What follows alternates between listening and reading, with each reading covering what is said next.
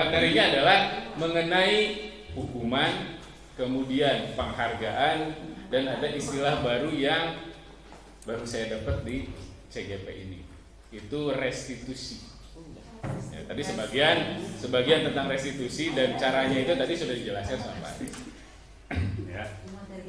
Intinya ini belum tampil.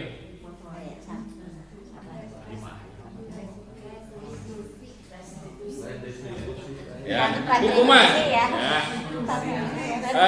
Sebetulnya ketika ada permasalahan di siswa yang terjadi di sekolah,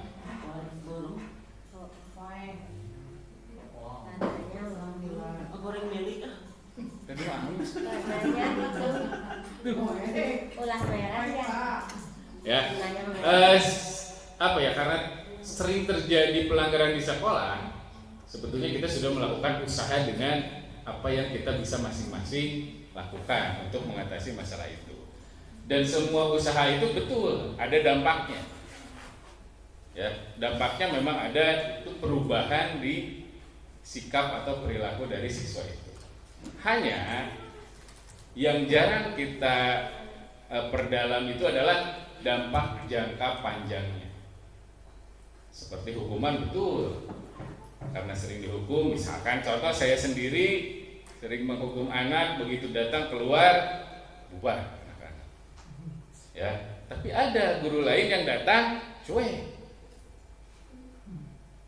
Artinya perubahan yang terjadinya itu bukan dari dirinya, bukan dari faktor intrinsiknya.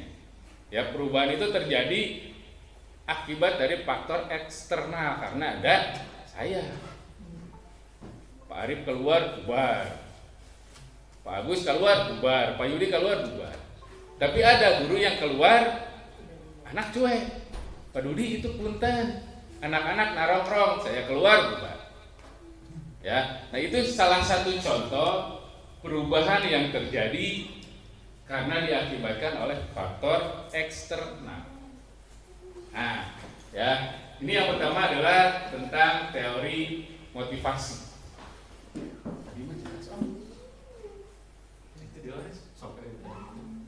Ya, menurut Gosen, ya, motivasi perilaku manusia ini dibagi menjadi 3. Bukan Gosen itu.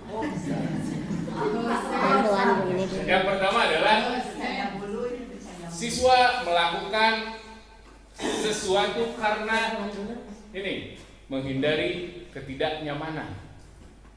Contoh, siswa datang telat karena tahu akan dihukum, akhirnya perilaku yang muncul, kalau saya datang gimana nih? Perasaannya sudah tidak nyaman, akhirnya tidak datang ke sekolah. Ya, itu yang pertama. Yang kedua, untuk mendapatkan imbalan. Contoh, misalkan nih, ketika pembelajaran saya memberikan pertanyaan.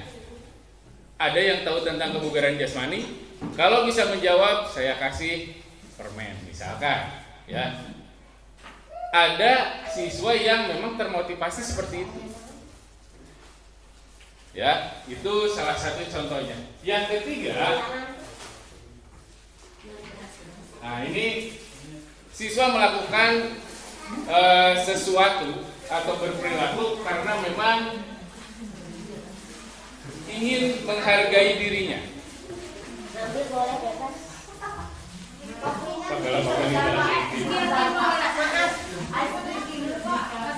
Dalam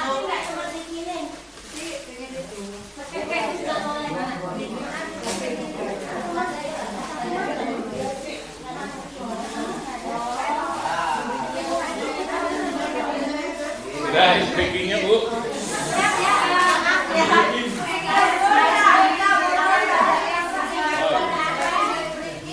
Tepuk 1 kali berarti nyapeknya sekali.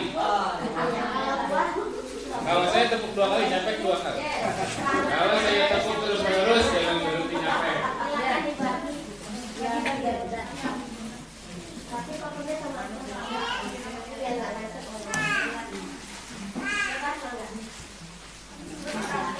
Ya, Ran beli tulisan Ran. Oke, kembali lagi ya. Oke, jadi teori motivasi ini nantinya diharapkan bisa menciptakan budaya positif di sekolah. Ya. Maaf, kopinya sendiri. Yang dianjurkan Ini aku bukan aku ya. Ya sudah. bukan kritik. Oke, yang dianjurkan di sini adalah bagaimana kita bisa mengembangkan atau menumbuh kembangkan keinginan intrinsiknya dari siswa itu untuk berubah. Ya. Karena yang namanya intrinsik itu pasti akan menetap. Karena dasarnya dari dirinya. Sementara yang ekstrinsik karena didasari oleh faktor di luar seperti tadi, ketika tidak ada saya, anak-anak ternyata kembali lagi. Ketika tidak ada hadiah, malas untuk menjawab. Ya. Akhirnya perubahannya tidak bersifat menetap. Selanjutnya.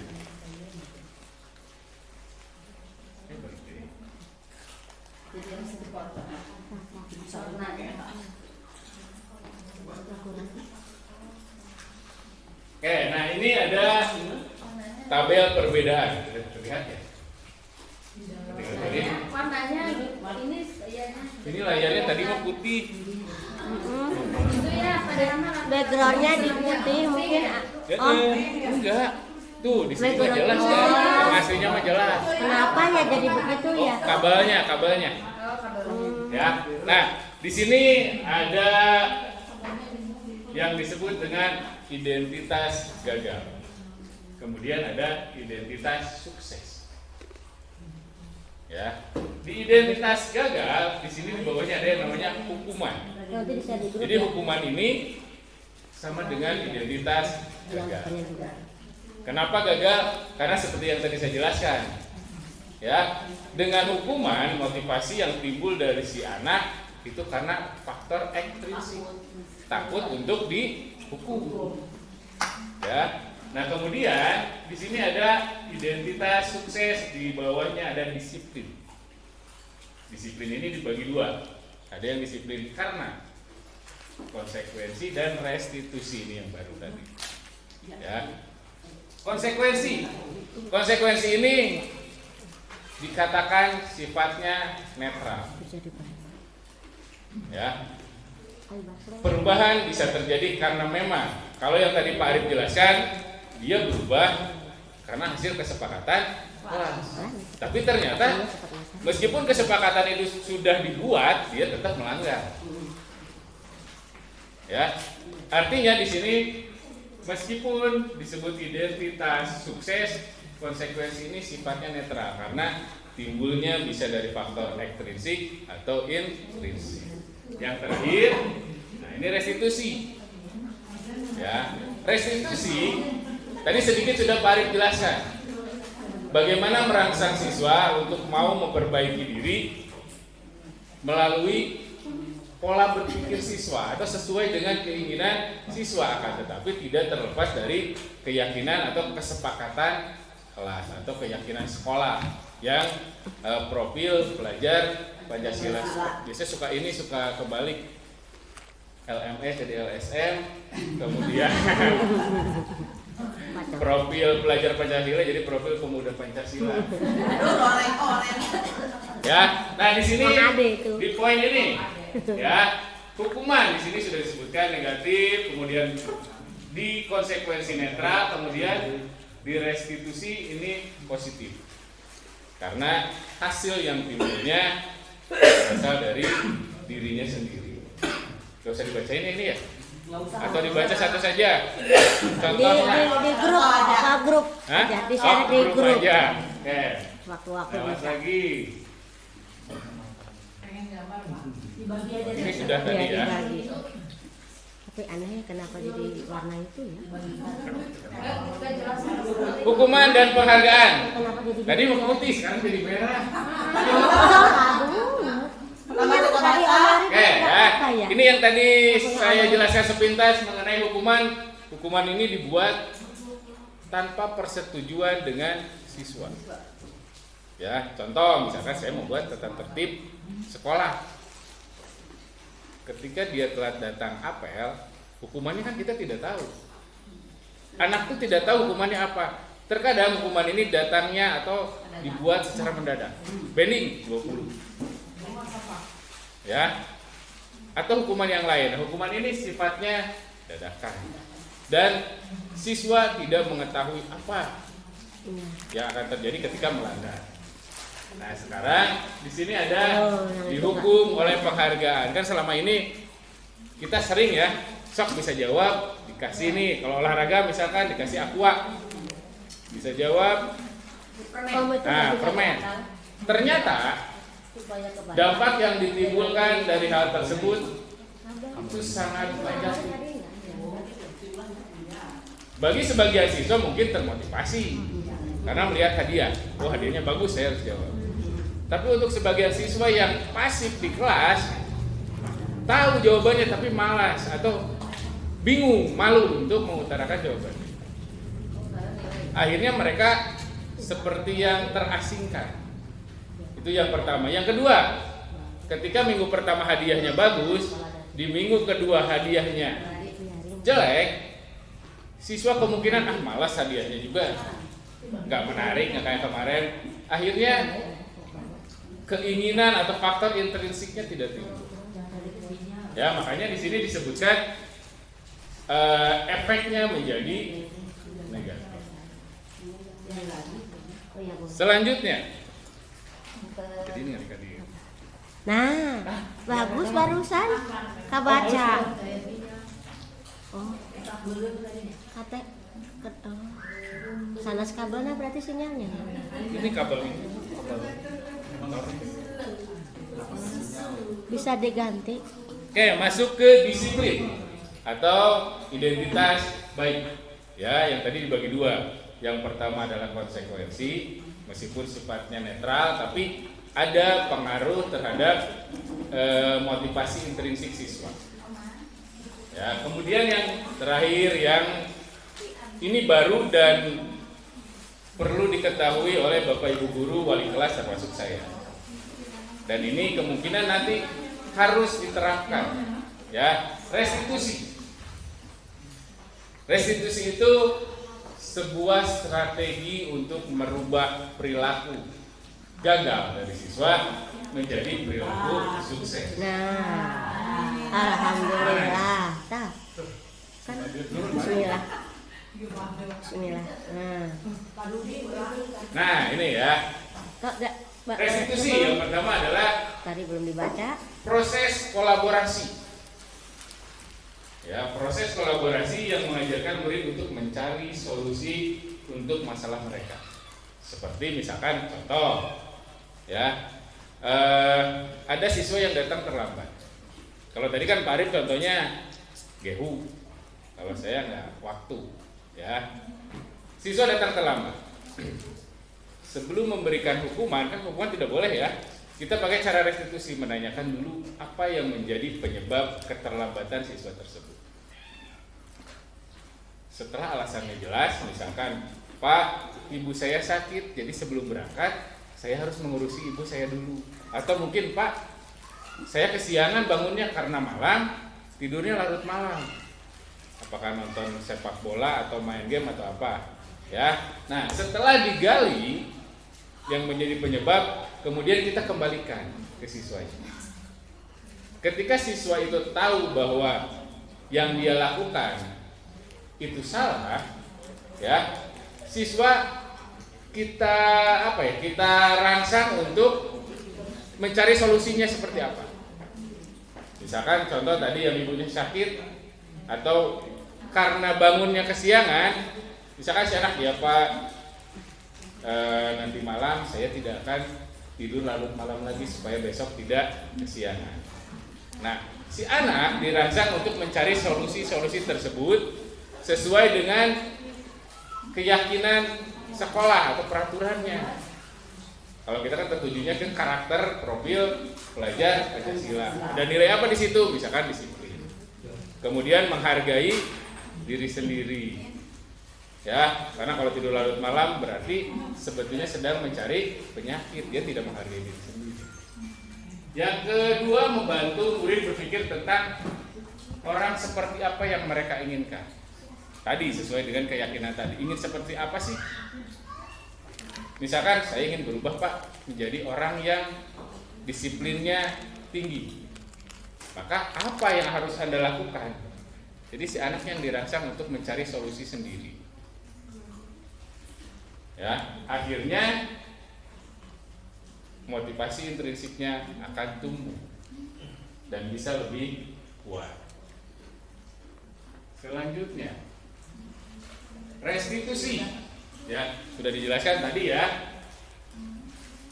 Sebelumnya tadi yang hukuman tadi, maaf. Tadi kan belum kebaca. Okay. Sebelumnya itu biar nyambung. Sebelumnya lagi. Ini. Nah, itu biar dibaca hukuman. dulu. Yang pertama tadi sudah ya Iya, ditentukan oleh tadi nggak guru. bisa dibaca. Dan itu biasanya mendadak. Kemudian bersifat satu arah. Di sini guru yang memberi anak yang menerima. Ya, tanpa kesepakatan. Kemudian bersifat tidak terencana. Sebetulnya ini pengertiannya sama saja.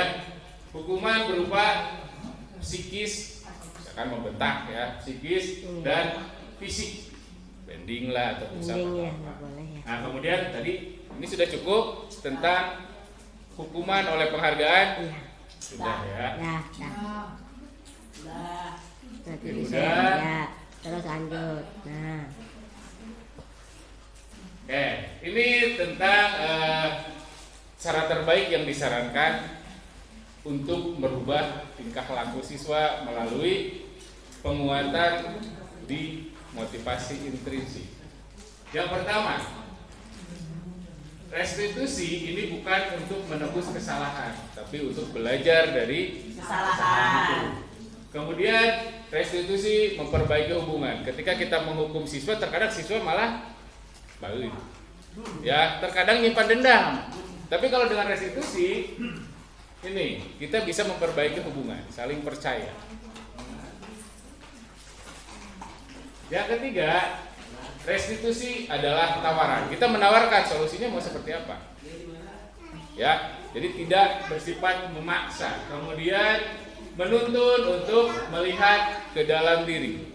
Sebetulnya setiap anak mempunyai potensi untuk bisa lebih baik. Hanya saja kebingungan, tidak tahu bagaimana mengembangkannya. Nah, berkaitan dengan tadi filosofi Ki Hajar Dewantara, ya itulah fungsi kita, menuntun anak untuk memaksimalkan apa yang sudah anak itu punya.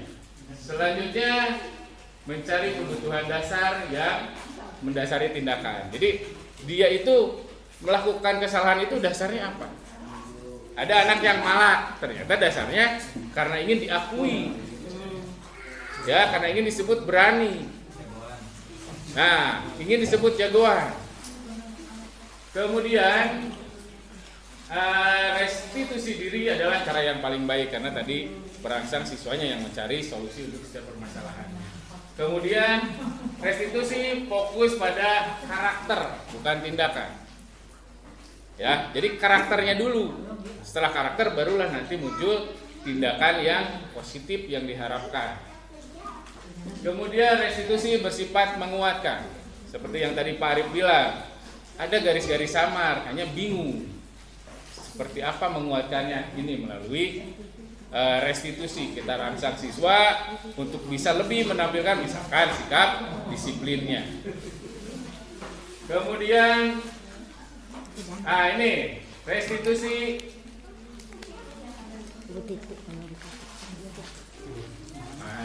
Balik lagi ke belakang. kalau seperti ini.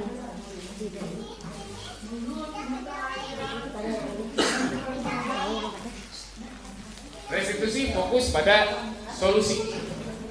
Ya, jadi memang seperti yang dijelaskan, kita mencari solusi. Dasarnya dari siswa. Kemudian restitusi mengembalikan murid yang berbuat salah kepada kelompoknya.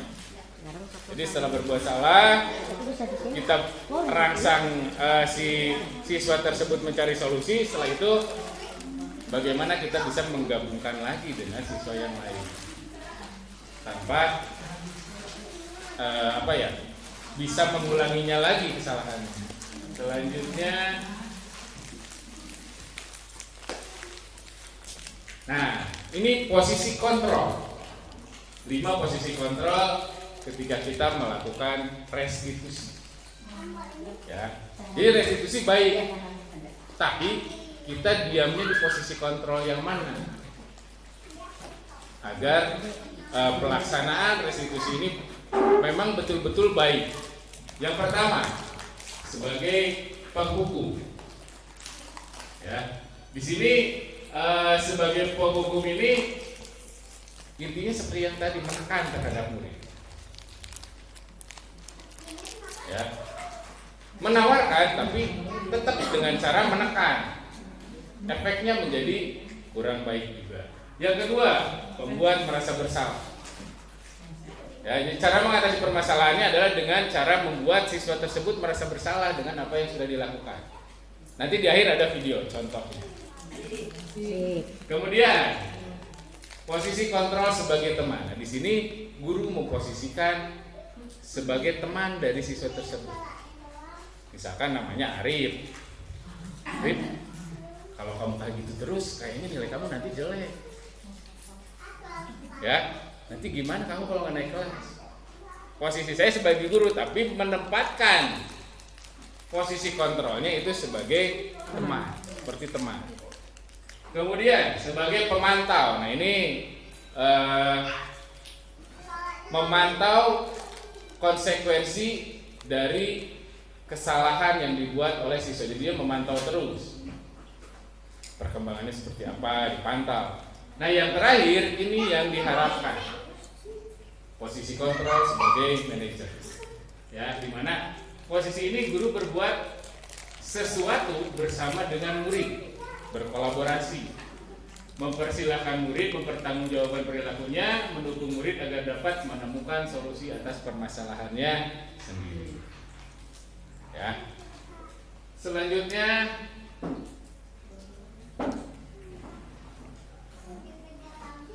segitiga restitusi. Sebetulnya secara tidak langsung tadi sudah dijelaskan ya. Jadi ketika ada masalah, yang pertama langkah yang harus kita lakukan adalah menstabilkan identitas. Ini nih di bawah. Ya. Di sini teori kontrolnya bahwa kita semua pernah melakukan kesalahan dan akan atau bisa melakukan hal terbaik. Artinya di sini sudah dirangsang untuk ke arah perubahan. Ya, tujuannya mengubah identitas anak dari yang gagal karena melakukan kesalahan menjadi orang yang sukses. Kemudian validasi tindakan yang salah, bahwa semua perilaku yang dilakukan oleh anak itu memiliki alasan atau dasar. Tadi sudah dijelaskan sama Pak Arif tentang kebutuhan dasar manusia. Tujuannya menggali sebab siswa melakukan kesalahan. Yang ketiga, menanyakan keyakinan. Ya, di sini menjelaskan ke siswa bahwa ada keyakinan yang harus ditaati di sekolah.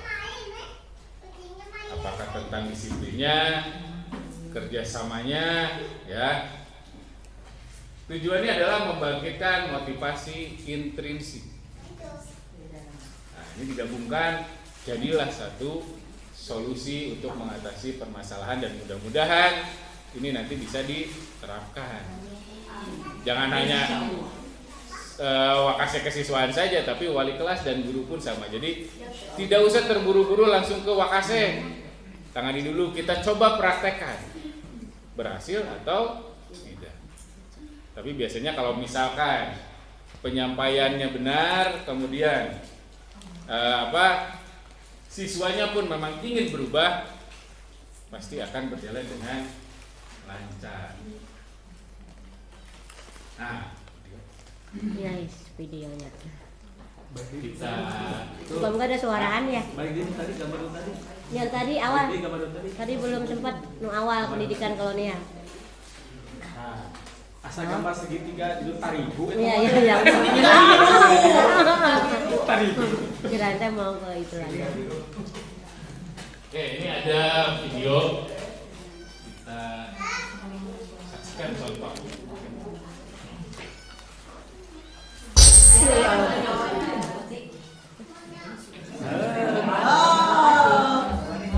Ah, Geser. jadi kan cara yang ukur. Dalam penerapan disiplin positif restitusi, salah satu program Udah sebanyak memang di situ. Mereka karun, aku belum buka. Nah ini berarti berapa itu baru lah. Oh iya yang kayak begini tuh ya. Aku belum malah. Kita akan membahas tentang 5 positif. Bapak Ibu. Tarik. Ini contoh 5 posisi kontrol restitusi yang tadi ya. Kita lihat satu persatu. Fungsi kontrol yang dikembangkan oleh Diane Rosen dan contoh penerapannya.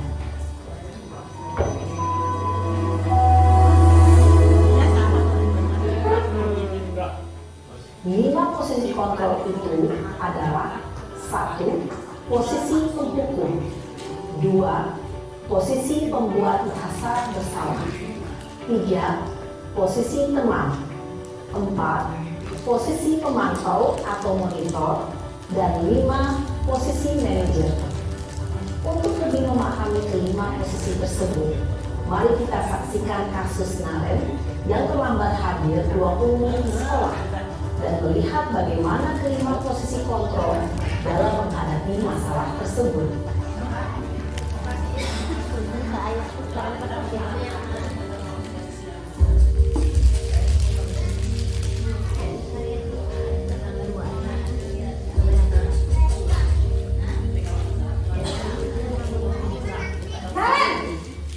Kan baru ada di koperasi kan ada ini. Ini pembuku. Senek. Sudah Buliani. Oh ada. Seneknya ambil dari ini aja Pak. Maaf. Kamu deh, pasti terlambat. Maaf Bu. Nggak keburu beli Pak. Alasan kamu apa lagi? Oh Bu Elin. Kapan sih kamu tidak terlambat? Malas sekali ya kamu jadi anak. Saya Dasar pemalas. Gak kapok-kapok sih kamu. Sikit. Sudah berapa kali terlambat? Sana, kamu keliling lapangan basket 2 kali. Pak Dudi. Pak Dudi zaman belum CGP. Kenapa? Kamu melawan ibu? Berani-beraninya jawab. Sudah terlambat, masih berani jawab pula. Sekarang, keliling lapangan basket 5 kali sekalian. Biar kapok. Cepat. Pergi sana ke lapangan basket. Posisi penghukum biasanya berbicara dengan nada tinggi, menghardik, menunjuk-nunjuk, menyakiti, dan menyindir.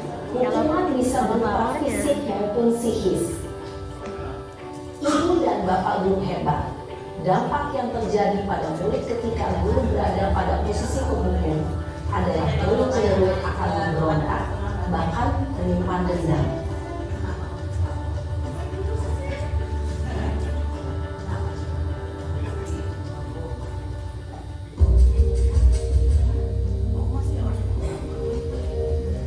Dan hanya contoh penanganan Iya. dengan 5 posisi kontrol. Naren,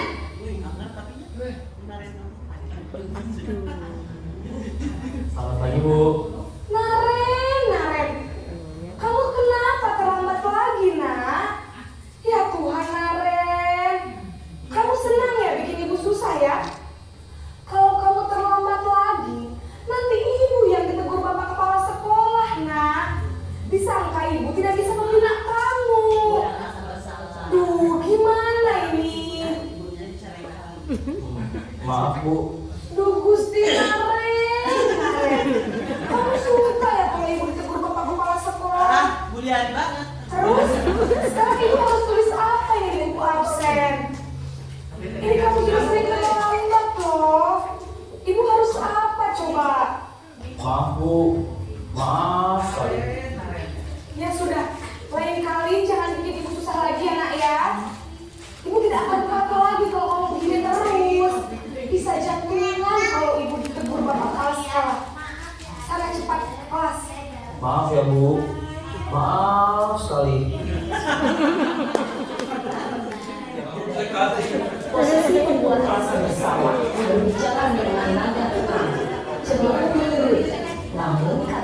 yang diutarakan membuat murid merasa menjadi orang yang gagal, memandang buruk dirinya sendiri, merasa tidak berharga, dan tidak sanggup membahagiakan orang lain.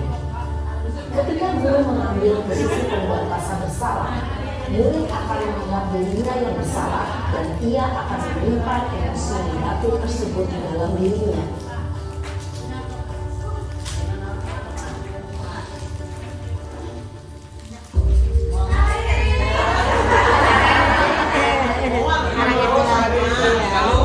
Ganti orang.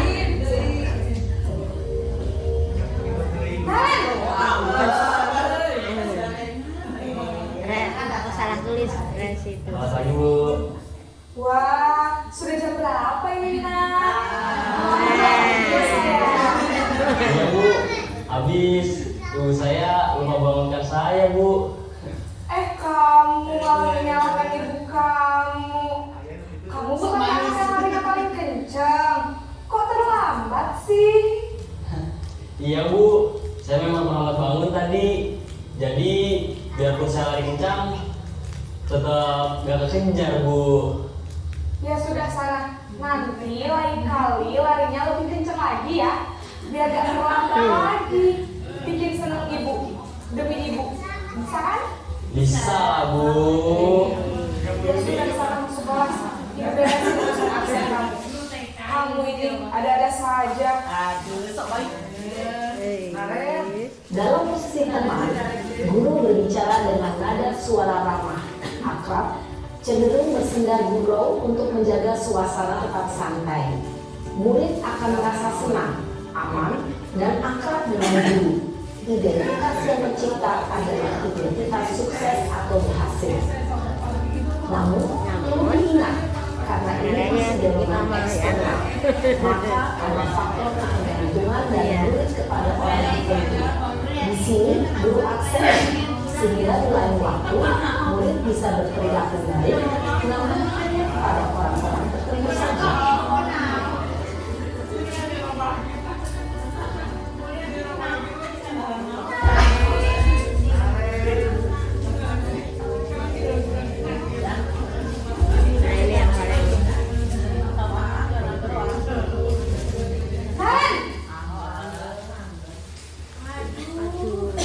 Selamat pagi Bu. Naren, apa peraturan sekolah kita tentang jam berapa kita harus masuk sekolah, Nak? Kita harus di sekolah jam 7 Bu. Iya betul, sekarang sudah jam 5. Kalian sudah tahu konsekuensinya jika terlambat. Pas jam istirahat selama 20 menit. Iya benar, konsekuensinya demikian. Jadi nanti jam 9.30 pas istirahat, kamu harus tinggal di kelas, kerjakan tugas tambahan untuk ketertinggalan kamu, ya? Baik Bu. Satu lagi. Posisi pemantau mengandalkan penghitungan atau data untuk mengontrol murid. Guru mengarahkan murid berdasarkan peraturan dan konsekuensi. Seorang pemantau menunjukkan bahasa tubuh dan ekspresi wajah yang datar dan cenderung formal.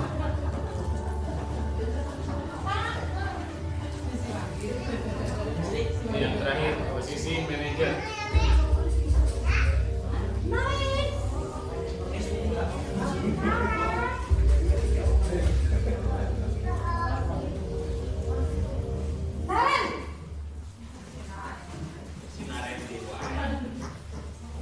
Selamat pagi Bu. Selamat pagi, Naren. Maaf Bu. Iya. Saya Di sini udah terlambat. Pak, nggak Ya, apa-apa. sekolah masuknya Penutupan jam udah jelas 7, nada. sekarang sudah jam 7.20. Jadi sekarang bagaimana ini, Naren? Maaf Bu. Saya lupa setel alarm saya semalam. Baiklah, menurut kamu, Jumatan dekat aja Naren, Pak, ya. sekolah yang mana yang perlu kamu tingkatkan? Menghargai diri sendiri dan Ya Pak. Jadi, apakah Dan Naren kita ke- meyakini prinsip saling menghormati ke tersebut? baru. iya Bu, saya meyakininya. Apakah Naren bersedia memperbaiki masalah keterlambatan ini? Bersedia Bu. Bagaimana kamu akan perbaiki masalah keterlambatan ini? Saya akan coba untuk tidak lupa menyetel alarm saya Bu. Baik, kalau Naren kalian lupa menyetel alarm di rumah, ada orang yang kira-kira bisa bantu mengingatkan tidak? Ada Bu, kakak saya, Kak Emma. Ada lagi selain Kak Emma? Selain Kak Emma, ada ibu saya. Baik, jadi yang mengingatkan Naren adalah Kak Emma dan ibu kamu ya? Kira-kira akan mulai set alarm kapan nih Naren? Setelah pulang sekolah, akan segera saya lakukan. Baik, jadi Naren akan setel alarm untuk bangun besok pagi dan akan diingatkan oleh kakak dan ibu dan Naren ya? Ada lagi yang mungkin perlu dilakukan Naren? Agar tidak terlambat bangun lagi. Tidak ada Bu. Baik Naren, terima kasih untuk kerjasama kamu. Sekarang kamu perlu kembali ke kelas untuk belajar. Baik Bu, terima kasih. Posisi manajer adalah posisi kontrol yang disarankan untuk membimbing murid memiliki sikap disiplin yang positif, yaitu murid yang mandiri, bertanggung jawab, dan dapat memecahkan masalah. Tujuan dari posisi ini adalah agar murid dapat berefleksi atas tindakannya. Guru akan dengan tulus memberikan pertanyaan-pertanyaan bermakna, sehingga membuat murid dapat belajar dari kesalahannya dan mencari sebuah solusi untuk menyelesaikannya. Ibu dan bapak guru hebat, setelah mengamati adegan kelima posisi kontrol tadi, kira-kira posisi mana yang paling ideal? Posisi mana yang dapat menunjang motivasi intrinsik murid? Ya, tentu posisi manajer. Posisi ini memang posisi ideal yang ingin dituju setiap pendidik. Langsung saja ya, silakan. Guru dapat menerapkan Ya, ini kesimpulan. Jadi untuk menumbuhkan budaya positif di sekolah, caranya adalah dengan menguatkan motivasi internalnya atau membangun motivasi internal dari siswa tersebut. Nah, caranya, tindakannya adalah tadi dengan restitusi. Kemudian posisi kontrol restitusi yang digunakan seperti yang tadi sudah kita lihat tayangannya, menggunakan posisi kontrol manager. Itu saja mungkin yang bisa saya sampaikan. Terima kasih. Mohon maaf atas segala kekurangannya. Wabillahi taufiq wal hidayah. Wassalamualaikum warahmatullahi wabarakatuh. Waalaikumsalam warahmatullahi wabarakatuh.